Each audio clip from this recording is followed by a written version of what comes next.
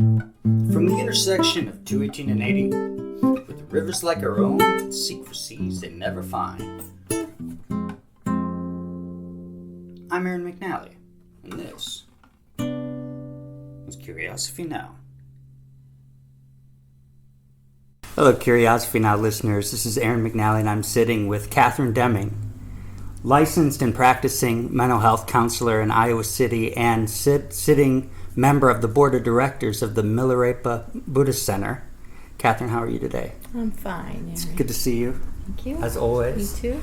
Catherine and I both practice at the Milarepa Center, and we've traveled together to hear teachers, and we've meditated and chanted many times. I thought I'd get started off asking you a little bit about your education. Before you became a mental health professional, you got a master's degree at, I think, St. Ambrose? Yeah. In pastoral studies, is that right? Very good, Aaron. Yes, I did.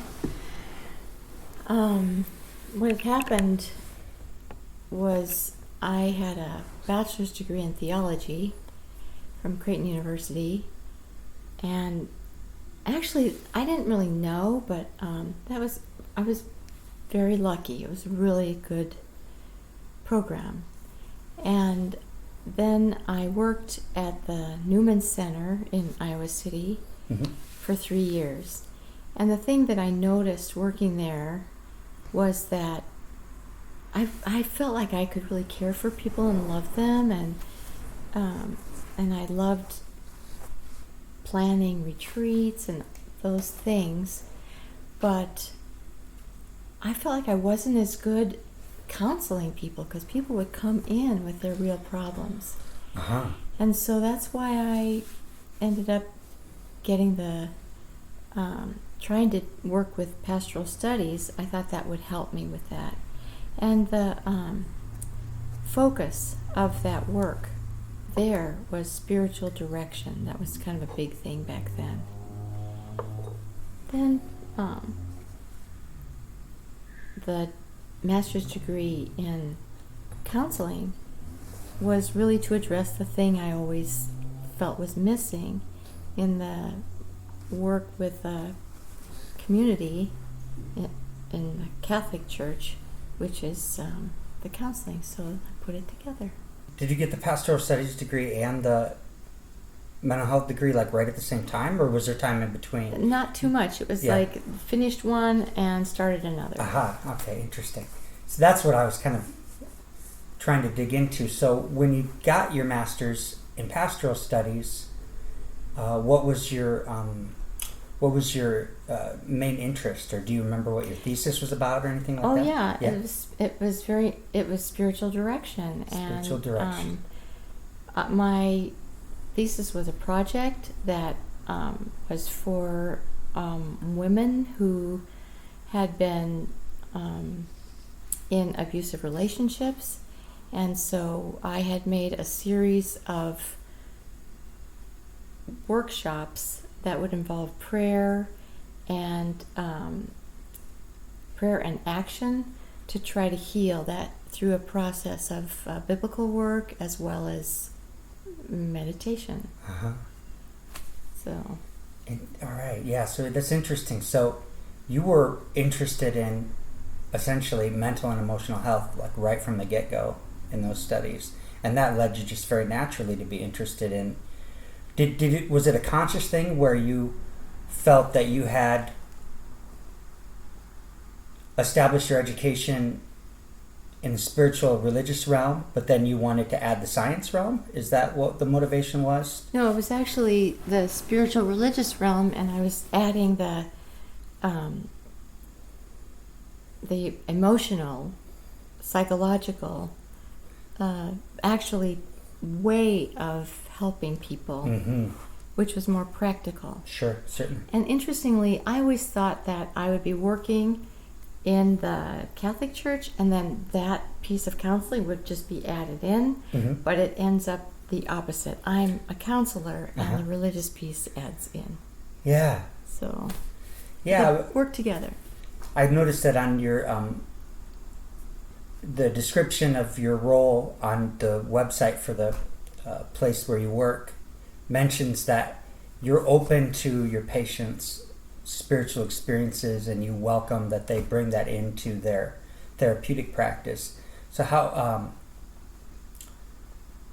I guess I don't have a very well-formed question, but I'm curious about how do you think spirituality and religion fit into how people are able to attend to their mental health concerns? Well, I think at some level it's always there, even if people don't name it, because we, in Buddhism, we talk about afflictions, and I think that they're the very same things as people's mental health concerns, because we can see that people in counseling, we would call it projection. In Buddhism, you would call it projection. That we project our own stuff, which is like our trauma from childhood, the things that hurt us, our beliefs. We project those onto the world and believe then that that's what the world is. But in fact, what we know in counseling is that that isn't what the world is. We have created that. And so in working with people, we try to tease that out, help them understand what they're doing, and help them know that there are other ways of doing things. And then also, my favorite way of working is what's called internal family systems therapy. And that has a very spiritual context. We talk about I call it the center. Religious terms might call it this soul. Buddhism might call it Buddha nature. But there's something transcendent within all of us. And from that transcendent place, it's hard to talk about because you can never get there. Everything we say is a metaphor. But from that transcendent place, people are able to heal themselves. And the model is that we all have parts. All parts are good, but they're often protective based on past history. And so these parts may be acting in ways that are destructive but intended for good, like addiction. Often is what we call a firefighter. It's just trying to put out a fire. And if we can heal the fire, that part doesn't have to do that anymore. And there are things people carry that, I love Catholicism in so many ways because Catholicism actually names exorcism, and that people carry things that are really not helpful. But nothing in this world is bad. Everything is of God, or in Buddhism, we just want to be accepting of all. So we have no aversion to anything. So when you do that, it's like that we can reach that equanimity that Buddhism talks about. So there's just like full acceptance, radical acceptance of everything, including things that are happening within us that aren't helpful. So people find their own stuff. Sometimes there are, again, Buddhism is so helpful. Like with realms, there's a hungry ghost realm, there's a hell realm, and whatever is true, I don't know. The Buddha says we can investigate whatever and believe whatever. It's not important. But I find it helpful. And sometimes people carry things that are not them, and then in the work that I do, I can help people just release that. Then they don't have to carry it anymore. It feels like,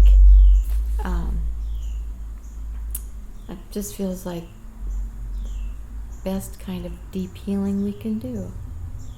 Beautiful. And I don't have to talk anybody into it. I don't have to say, oh, there's this. Because in the work, whatever comes up is theirs. They see it. They acknowledge it. They came up with it. And I just am a guide. Sure.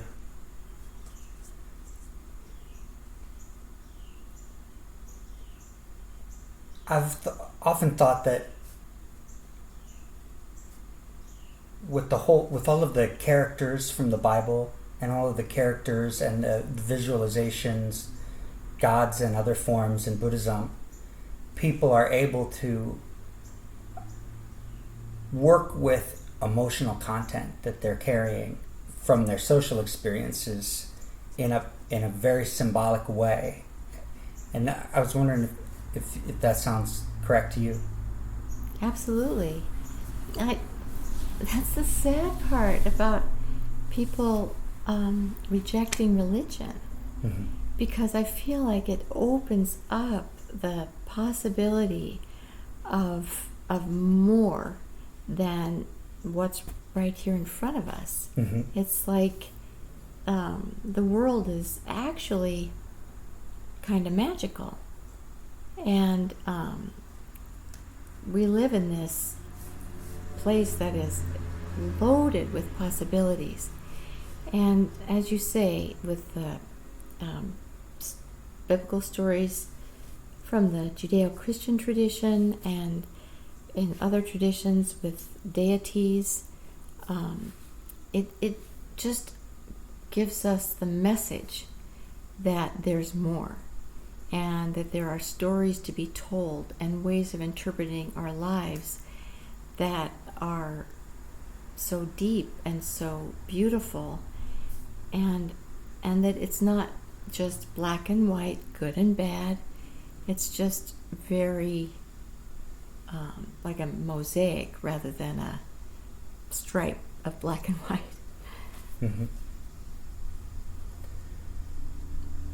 How do you think imagination plays into that? I think it's key. Imagination is absolutely key. And I use that word in my work with my clients, that this is in your imagination.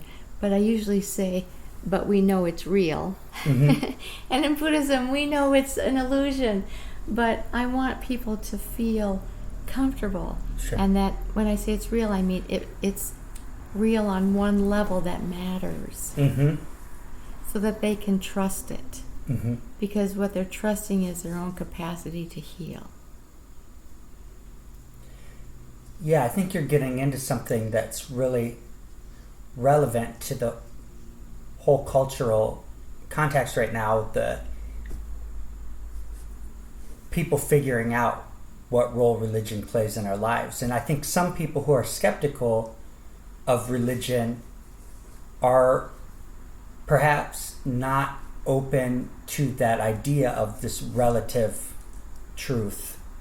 And I think there are sometimes legitimate concerns if you are too trusting of a symbolical truth that could potentially lead you to behave in a violent way if it was the right thing. And but that's not the whole story. And I think sometimes the people who think that you can just get away from the use of these types of symbolical truths altogether are people who live very comfortable lives and perhaps have not experienced trauma and perhaps have not had to deal with some of the things that a typical person has to deal with in navigating the world. Does that sound accurate to you? Well, if I understand you, Aaron... I know that was got all over the place. That's okay, no, it was fine. No, it's fine. I just want to tease out some of what you said. So, people too trusting of symbolic truths, it would be like to solidify them. Yeah. And they're not symbolic anymore. Yeah.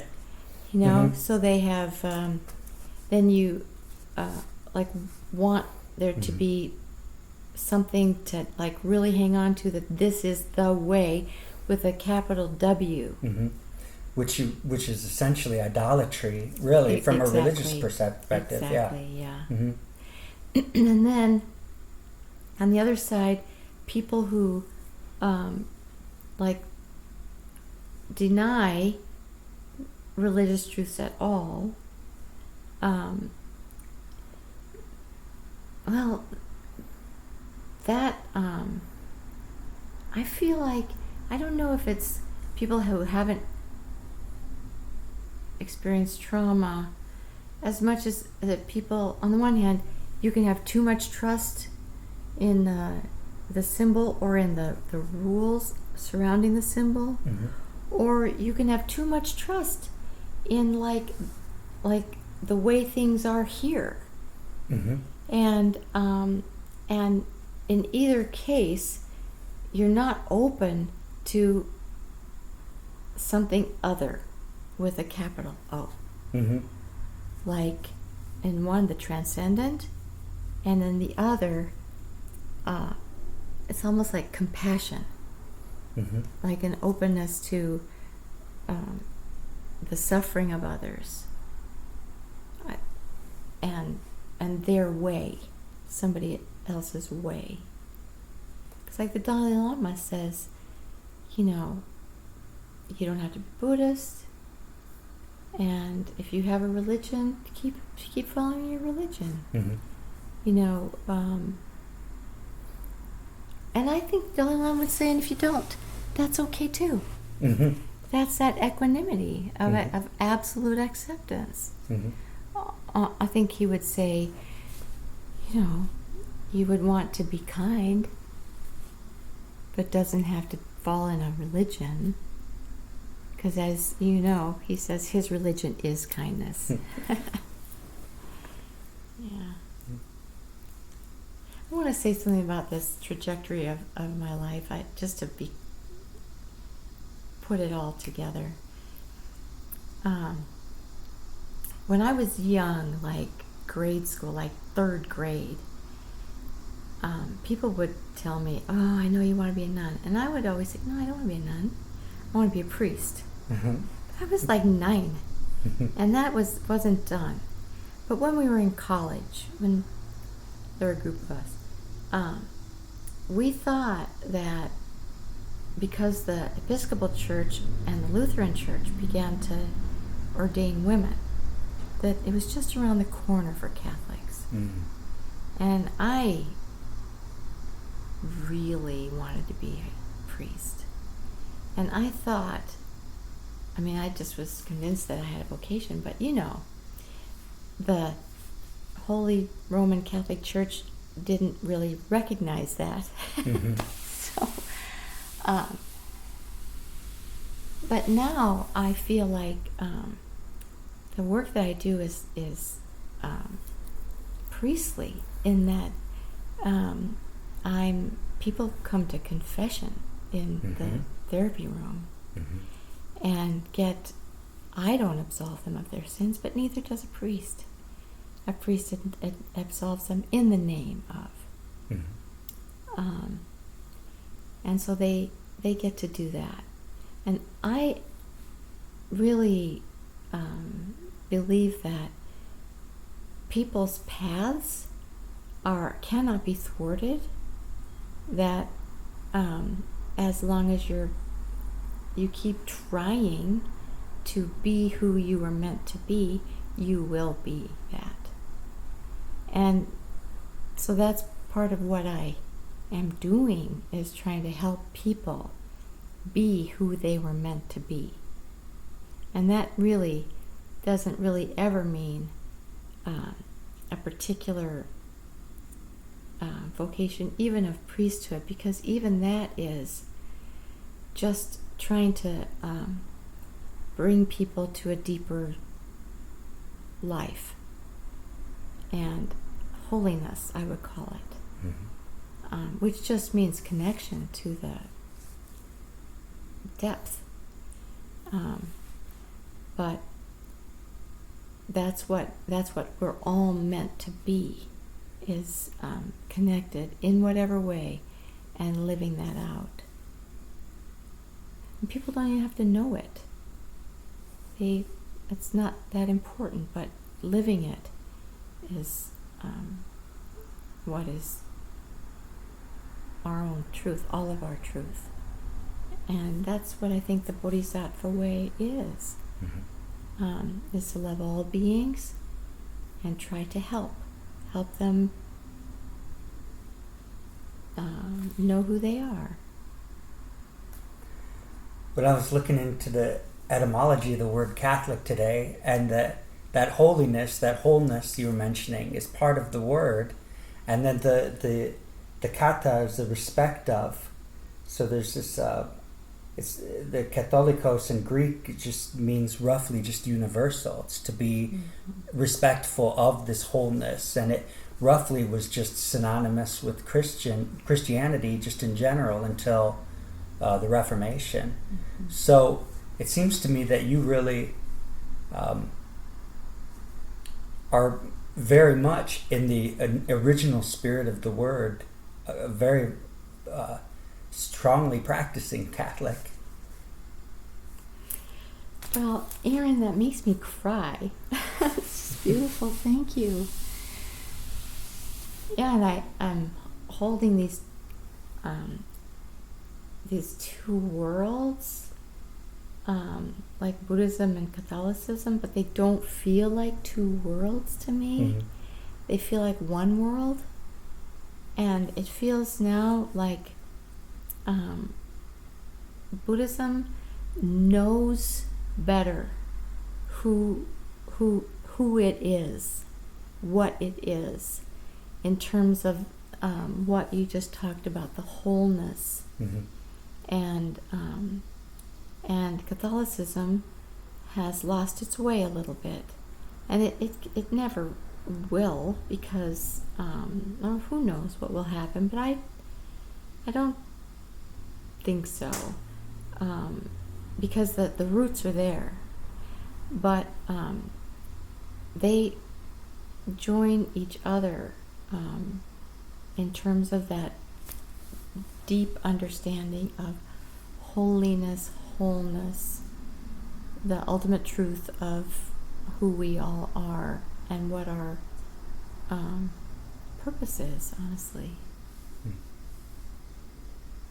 What's that purpose? Is that something that's individual to each person, or is it compassion? Its purpose is to become who we're made to be, and to bring like the whole universe into that, to know that that is the truth of all of us, and that is the truth of, it's the ground of being. It's Buddha nature. It's, Gurj Rinpoche, I always say this, it's just one of the most beautiful things I've ever heard. He's a high lama, and he's a realized being. He is enlightened. And he said, the only real thing is love. And that is the heart of it. Is there's nothing else to be said, except that our work is to grow into that.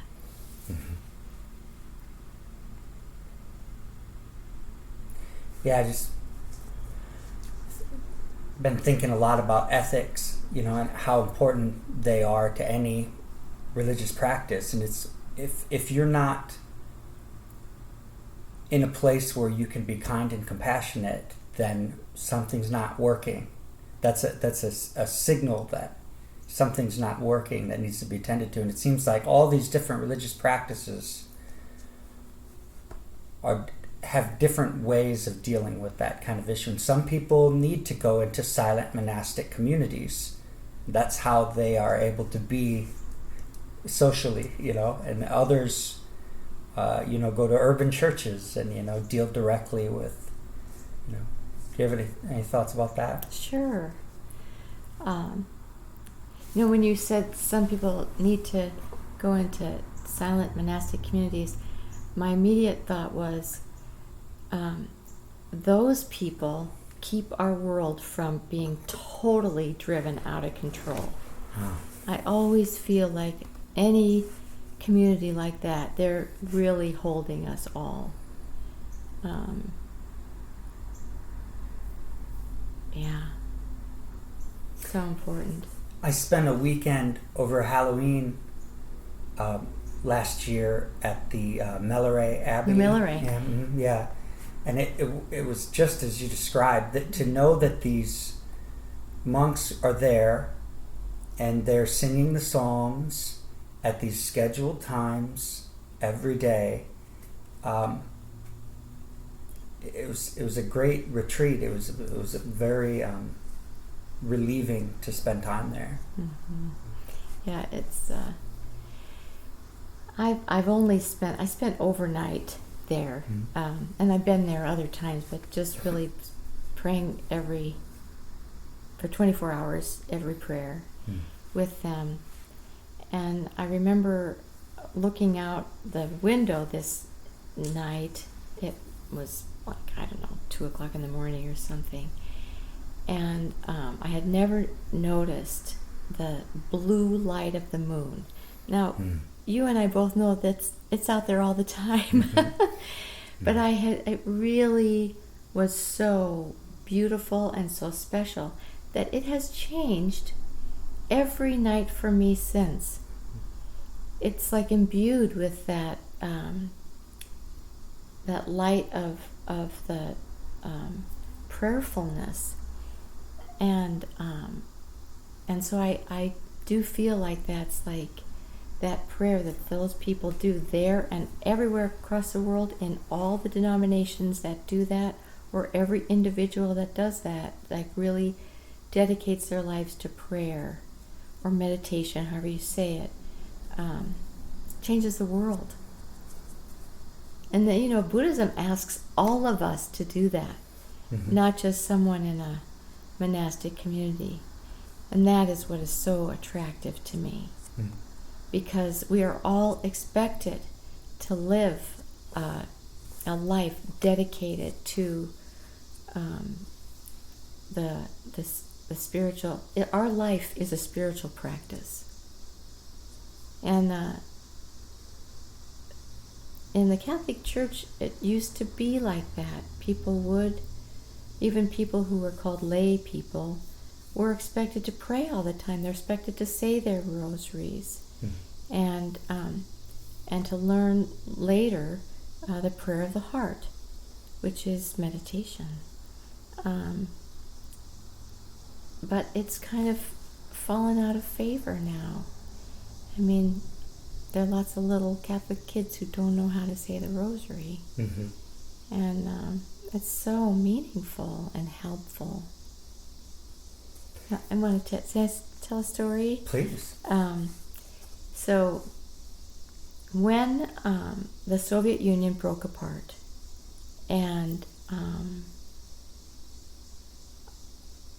just then, my mom said, well, we prayed for 50 years for the help of the Soviet people.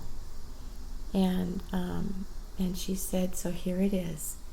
They no longer have that kind of oppression over them. And that was the rosary. Many rosaries were said. They were all supposed to pray for the people of the Soviet Union. And I thought, yeah, she's probably right. It's helpful. We should keep doing it. Yeah. You kind of talked about, I was excited because you talked about prayer and meditation in the same sentence. And I personally find them to be interrelated, if not almost the same thing. Though a lot of people separate them a lot more than I do. Do you want to talk about that? How you relate prayer and meditation to one another? Yeah. I have the same experience, Aaron, that you do. But I think the prayer that people talk about, there's a kind of prayer that Christians say, which is to tell God what they want. A prayer of petition, it's called. And but a lot of times people stop there, and don't just open their heart to God. And they're, God, honestly, as the ground of being. I mean, or you can pray to Jesus Christ, Jesus the Christ. Or in the Catholic world, you can pray to the Blessed Mother, or to the saints. And that's another reason that Buddhism is so attractive to me, is because it has all these deities and all these ways to pray, and all these deities, like they can have their particular concern, like Medicine Buddha, Amitabha, but I'm getting away from your question. But in meditation, in Buddhist meditation, there are different ways to meditate too, which, like that calm abiding meditation, which in the Catholic world would be like prayer of the heart, or even prayer of the heart.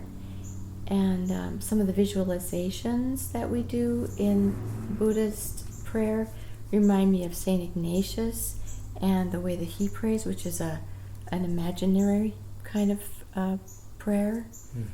And then, but contemplative prayer, prayer of the heart, or contemplative prayer, that's the same. You deepen and you pay attention to just being present. You let what happens happen, and it can bring you to places, it can bring you to bliss, but the point is to be transformed, and then to offer that to transforming the world. But you put them together and they seem like the same thing to me. Yeah, it just seems like you maybe, I was going to say you maybe use language more with prayer, but even that's not necessarily true with meditation. There are so many mantras and, all these different things. And I love that I've heard people use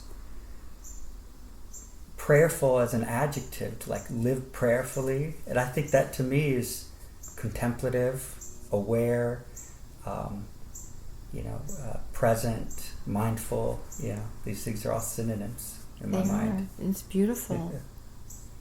So how did you begin your process of becoming familiar with and then practicing Buddhism? Oh, it's so interesting because when I was in college, I took a class on Buddhism. Okay. And it was really interesting. When you were getting your theology degree? Bachelor's degree. And one of the things that I remembered was in Buddhism, you see something and you think, I am that. And it can be something wonderful and something terrible, but you still say, I am that. And I would say that, I'd start doing that, like, oh, I am that. And it was really, I really loved it. And I remember I told my sister about it, and she said, I don't want to be that. Something not good. Yeah. Which is fair, absolutely. But the other way, the Buddhist way of naming everything as myself, good and bad, which is a funny thing in Buddhism to say good or bad, but I'm just saying, is so compassionate. And so I liked that. And then I was with a different sister in Chicago, and there was at the Art Institute some Tibetan monks making a sand mandala. And it was wonderful. And she said afterwards, because one of them came up to say hello, and she said, that monk seemed like he knew you. Oh, now it makes me cry. I thought, maybe he did. If we knew each other in a former life. I don't know. But so there were these little bits of things. And then I married my husband, who practiced meditation when I met him. And but I was a Catholic girl, and that's what I did, and I was very dedicated. And David still went with me to Mass. He's Catholic too, but he still meditated, and I prayed. Same thing, but that we've named it differently. And then he wanted to listen to this Lama, and he needed a ride because he doesn't drive. And I thought, well, I'll go too. So I went too, and I was blown away because this Lama was saying the things that I had been wanting to hear all my life, which was about compassion for all beings, and that this life is of a prayerful life, as you say, an aware life, a deep life, is open to all people, and it is the religion of Buddhism, and you don't have to be ordained. And I always thought we are all called to deep life. It isn't just for priests and nuns. And we all learn in our own ways, and we all give in our own ways. And Buddhism is all about that. And we do it all for the sake of all beings. It's just wonderful. Yeah. And in the beginning, I had a little, I had to work on my identity because I had identified as a Catholic. Mm-hmm. And, but I don't care. It's still part of who I am. It is my journey, but I don't care so much about that. Mm-hmm. Or about labels anyway. I don't need to be attached. I'm trying not to be attached to that. But it doesn't mean it's not meaningful and not helpful while we are here doing what we do. It seems like with the Reformation and the Gutenberg Bible and the printed Bible available to people, it seems like there was a new emphasis on affiliation by creed or designation, and then you see it splintered. Protestantism splintered into so many different varieties very quickly, just within a couple hundred years, just dozens of different varieties. And looking back again at that word, that older word, Catholic, this respect for the whole, it seems to me that maybe it means the whole of Christianity, the whole of Buddhism, the whole of Hinduism. Do you think that's a reach? No, I think it does. And absolutely, and even in the documents of Vatican II, there is reference to that we these are our brothers and our sisters. And that was such a big deal after the Reformation. Mm-hmm. The counseling model I mentioned earlier, internal family systems therapy, has a helpful way of seeing this kind of thing that happens, like the Reformation and then this division. It seems like after that it's protective. Like everybody needs to be protective because everybody's wounded.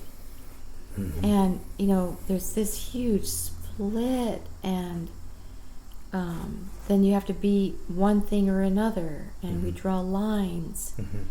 And I think that, and we have to hate each other, because we don't trust each other. It's just, again, it's just parts trying not to be hurt anymore.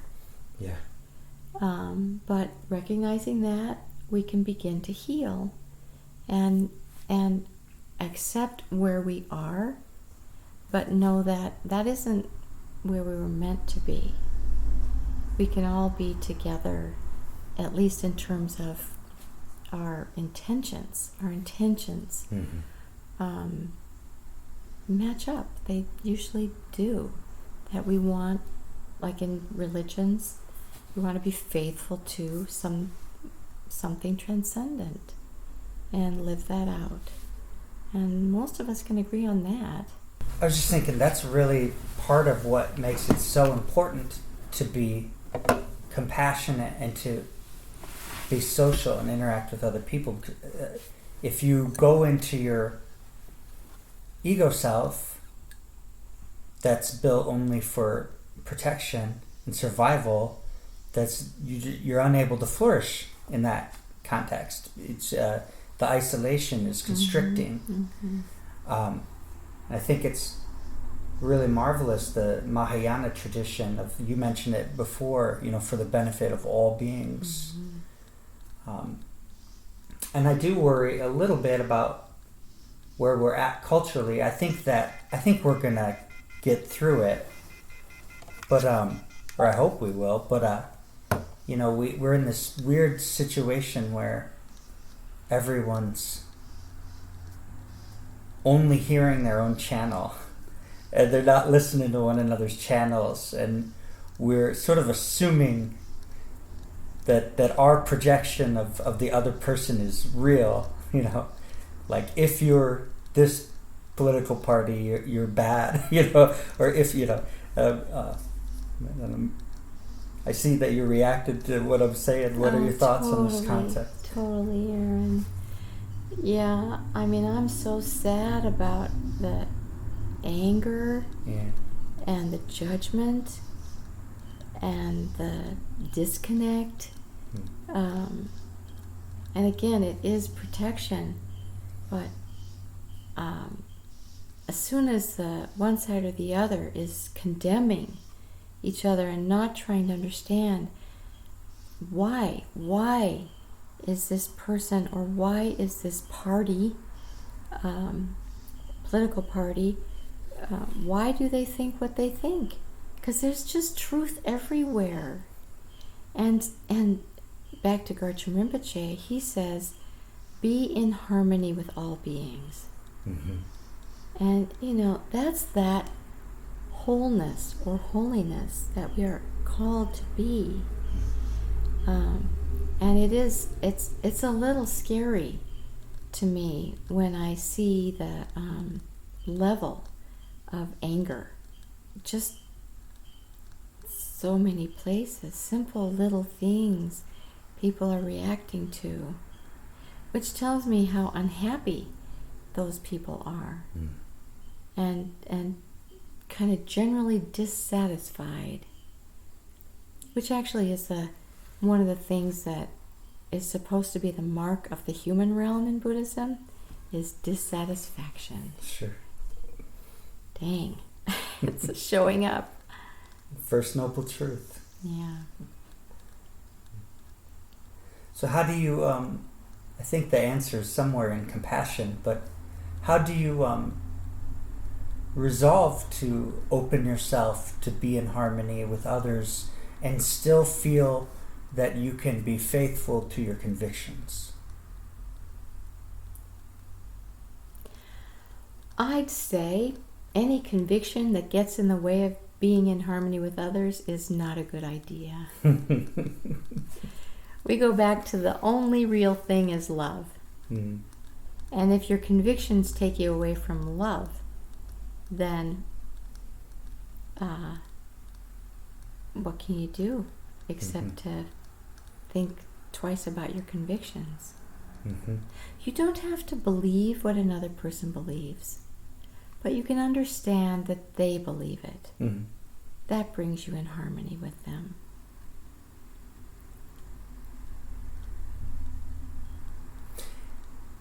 It seems like you must have a little bit of that when you continue to go to Mass. And do you ever have any feeling of discomfort going to Mass? Maybe any kind of fear that other practitioners of Catholicism are not accepting of your other religious practices? Well, probably because it's a big church, most people don't know. Mm-hmm. But I have to say, I still wear my little bracelet out, and but I do put away my medallion thing I wear every day. I put it back in here because I don't want to mess people up. Sure. That's Paul's writings. He says, don't put a stumbling block in front of people. Mm-hmm. But I was anxious about telling my friends that I was practicing Buddhism because I honestly felt like they might feel that I was abandoning them. Mm. But they were wonderful, every single one of them. They're like, oh, wonderful, tell us about it. You know, we're so happy for you. I was like, cool. I was like, and then I felt bad. I thought, why would I think that these people would not do that? But whatever. In fact, my best friend said that to me. She says, why would you think I wouldn't, Sure. support you? That's wonderful. Yeah. We need to hear more stories about that. We hear a lot of stories about people abandoning people, and it's... Oh. Rejecting them for many, many, many things. Yeah. Mm. Yeah, I listened to a lot of conversations between a lot of different intellectuals, and I've heard a couple of people who are philosophers who are atheists and who are Jewish, and that's an interesting context because there's a cultural as well as a religious dynamic for people of that tradition, and they take their children to synagogue, and I heard this philosopher saying, we go to synagogue, and I know there are all kinds of people there who believe all kinds of crazy stuff that I would never believe personally, but he still raises his daughter in that context, and I just think that's I was wondering if you could maybe say a little bit, just kind of continuing to think about the family systems therapy and all these interests that you have.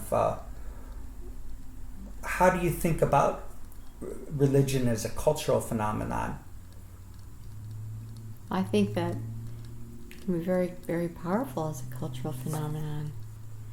And I think there are a lot of Catholics who are cultural Catholics. I try to tell people that it's similar to Judaism in that respect. They don't believe me. They're like, no, you're not. And I'm like, yeah, you are. If you were like, I went to Catholic school. Did the whole thing. I am Catholic. That's what I will identify that way. Now I do know people who say, I'm a lapsed Catholic, or they'll say I used to be a Catholic, and I'm like, I actually have one friend who I kind of poke a little bit. We're both Catholics, I'll say in conversation. He and I are both Catholics, and he's not a Catholic anymore, and he was. No, I'll tell you, I don't know if it's the Irish thing, I don't know, but Catholicism runs in my veins. I mean, it's in the fiber of my being. I love the church, and people have good reason, clearly, to leave the Catholic Church. Mm-hmm. I get that, but old saying, throwing the baby out with the bathwater. I mean, all that stuff is the bathwater. It's like awful, but the beauty of it. But I have to admit that there's so many churches, Catholic churches, that don't pay attention to the important things. which is the spiritual development of people, and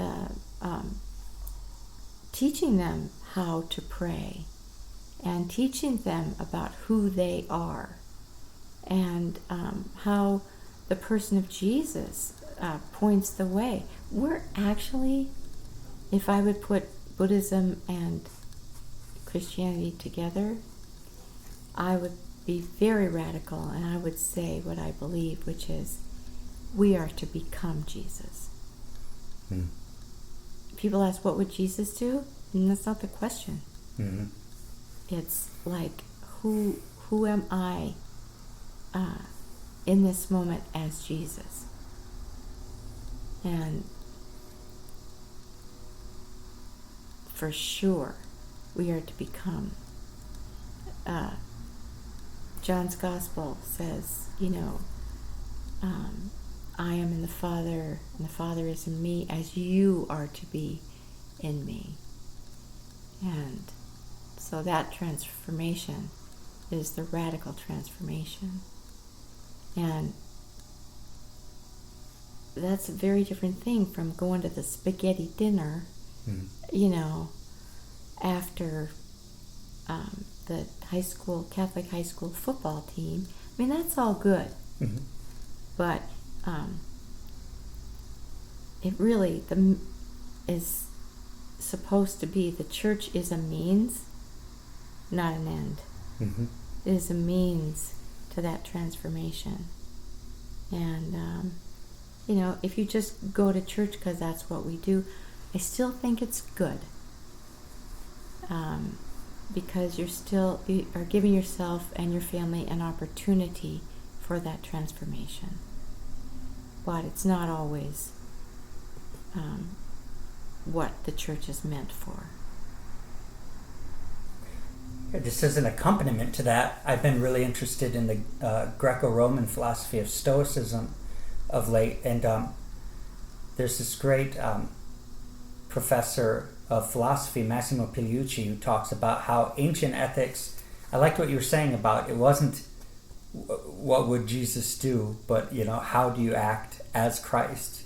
And they have the same concept of the sage, and who's this ideal being that we aspire to be. And the ethics, we think about it today, we think about ethics in the modern terms as being a rule book or something, or a way of navigating whether or not our behavior is appropriate or something like that. But for the ancients, ethics was more about living virtuously and living the embodiment of your values. So I just thought I'd mention that it's so similar. But you mentioned... I want to go back to that, Aaron. Sure. I want to just tell you, I think that's exactly right. And one of the problems with the change in our values as a country, it's about it's also so concrete again, black and white, and getting educated for a job, and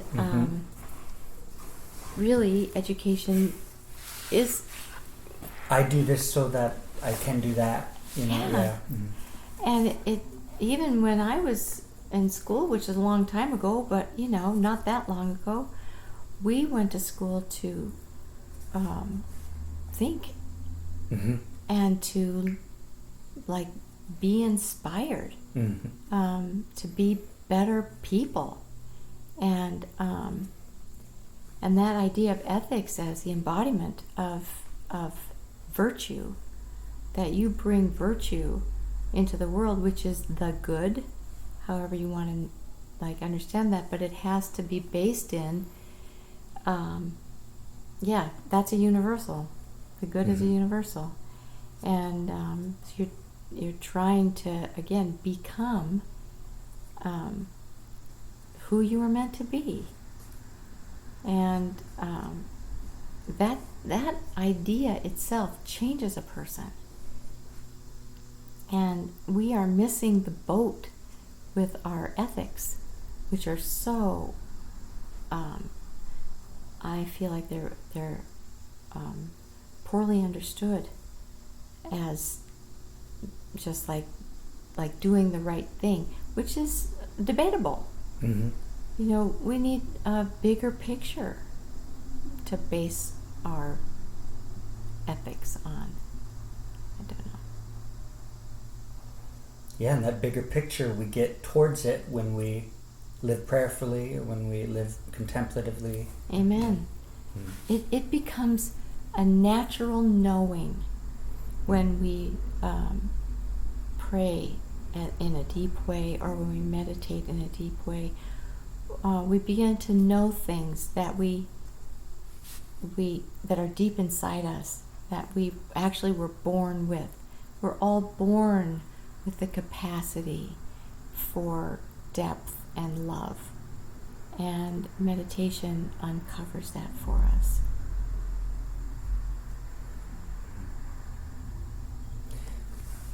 So I've got kind of a big question, but it came into my mind while you were talking earlier about Jesus, right before you started talking about living as Christ. You mentioned Jesus and Buddha in the same sentence. And, you know, I've heard people call Christ a bodhisattva. How do you think about the relationship between those two figures? As a practitioner of two faiths, or one faith that has two within it. Exactly, sorry. I interrupted you, I'm sorry. No, you didn't at all. Okay. I think Jesus is the Buddha of the Western world. Mm. Absolutely. I mean, even his death, it was not to be found. There's no body. And yet, he revealed that he had died, and we say and risen, but you know, he was transformed and was recognizable, but not immediately, because he wasn't the same. And in the Catholic world, the most beautiful gift of the Catholic Church is the Eucharist, where in a symbolic way, and people don't always understand, that means actually real, that we can have that experience of connection through the Eucharist and the consecration, and then when we eat the bread and drink the wine. So beautiful. But yeah, Jesus is a Buddha. Garchen Rinpoche is a Buddha. You know, Aaron,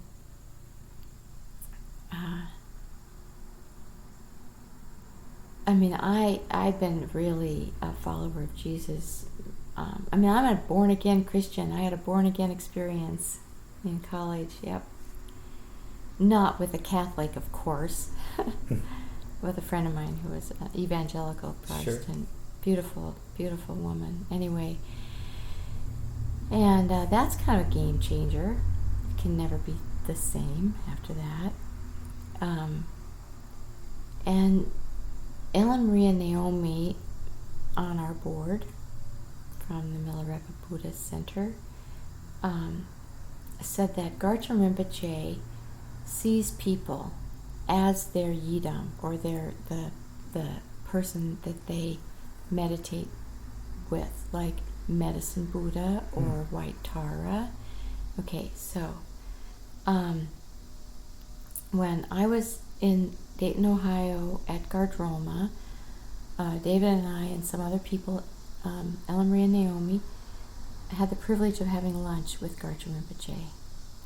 And he doesn't speak English, so there's a translator. And some monks were there. And then this young tulku, or this young guy who attends Garchen Rinpoche, came to me and said, you are to serve him lunch. And I said, no. And he said, yes. I said, oh my God. So I was really nervous, and I don't know why, but anyway, so you take the food and you get down low to give it to him. So I got down low and I presented it to him, and then he pulled my elbow in, so we were eye to eye. And at that moment, I swear to you, I was looking into the eyes of Jesus. And I thought, he's showing me that he is Jesus. Now, that just means this is going to creep people out if anybody else ever hears this except you and me, but there aren't the divisions we think there are. We want to make divisions, but there aren't divisions. And as Garcha Rinpoche is an enlightened being, for me, he can be Jesus. For somebody else, he's going to be Medicine Buddha or White Tara. But for me, he was Jesus. And I think when he saw me, instead of seeing White Tara or someone else, he saw Jesus. Because Jesus is my Yido. And such a beautiful, wonderful gift to me. And now because I prayed for years to Jesus, make my heart your heart. And now when I do Guru Buddha, I think that's what you call it, Guru Buddha practice, Garcha Rinpoche is my guru, and I used him in this practice that he actually gave me. He handed me this little book, and that's what it was, that practice. And so I've been doing that. But when I pray, I see Jesus in Garcha Rinpoche and Jesus in Garcha Rinpoche, and I don't always put them together. I just let that be. But when I see in my heart, when the Guru comes to my heart, and you visualize that there, and the transformation of my heart, I see the Sacred Heart of Jesus and a lotus. So I just let that be. And I don't try to make them be one. So that feels like mental gymnastics I don't have to do. I can just accept them both.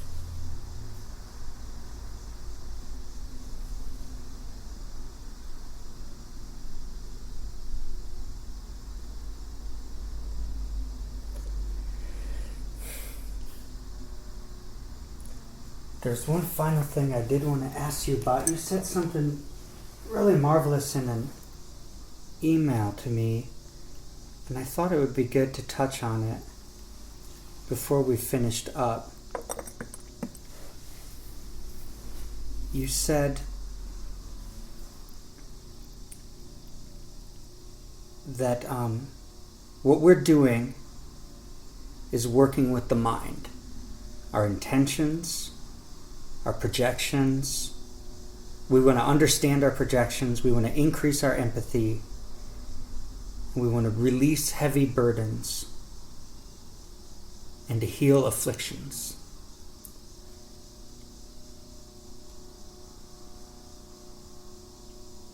If someone listens to this and is very skeptical of religion in general, what would you tell them about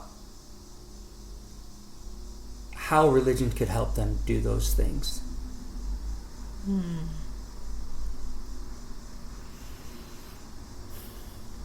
Well, I would tell them that I think that anytime we have an aversion, that's an affliction.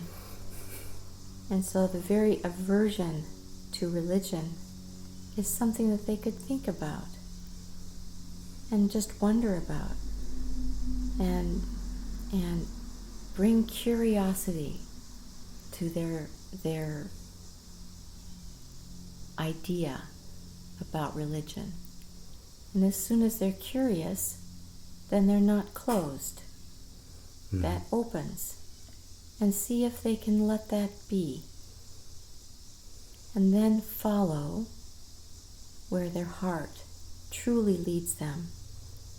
And be very aware of that aversion.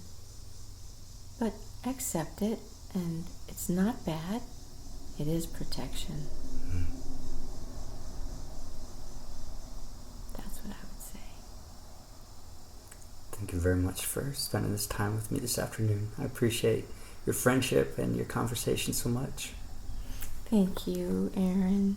It was great fun. I loved being with you today, as I always do. Thank you. It felt the same.